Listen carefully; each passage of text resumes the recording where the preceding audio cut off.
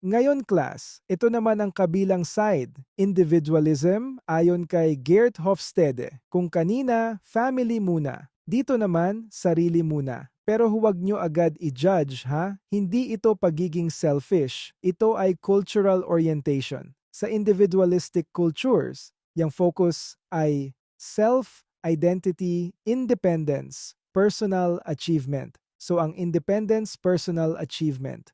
So ang mindset, kaya ko to, responsibility ko ito, goal ko ito, gagawin ko ito. At mapapansin nyo sa slide, yung student, nakatayo mag-isa, confident, parang main character energy. Samantalang sa likod, may group, pero siya, solo flight. Ibig sabihin, hindi siya heavily dependent sa group, kaya niyang mag-decide for himself. At ayon kay Hofstede, ang individualistic societies ay mas focused sa personal success, mas direct sa communication, mas comfortable sa independence. Kaya sa ganitong setup, okay lang mag-stand out, okay lang mag-disagree, okay lang unahin, okay lang mag-disagree. Okay lang unahin ang sarili. So class, tandaan, individualism ay katumbas ng self over group, collectivism ay katumbas ng group over self, at walang tama o mali. Depende ito sa cultural context. Kaya sa Pilipinas, minsan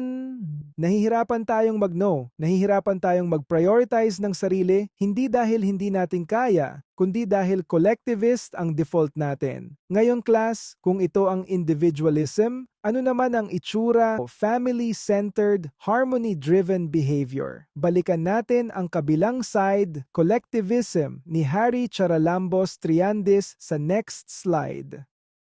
Ngayon class, balik tayo sa kabilang side, collectivism. Ayon kay Harry Charalambos Triandis, ito na ang paborito nating eksena bilang Pilipino. Isang hapagkainan, kumpleto ang pamilya, may nagsasabi ng kain na kahit hindi pa gutom. At doon mo makikita, hindi lang ito pagkain, ito ay culture in action. Sa collectivism, ang identity mo ay hindi lang ako, kundi tayo. Ang focus, group-oriented identity, interdependence, social harmony. Kaya sa ganitong culture, importante ang pamilya. Importante ang opinyon ng iba. Importante ang relasyon. At mapapansin nyo sa behavior ng mga Pilipino, hindi agad nagsasalita para hindi makasakit. Nag-a-adjust para sa iba.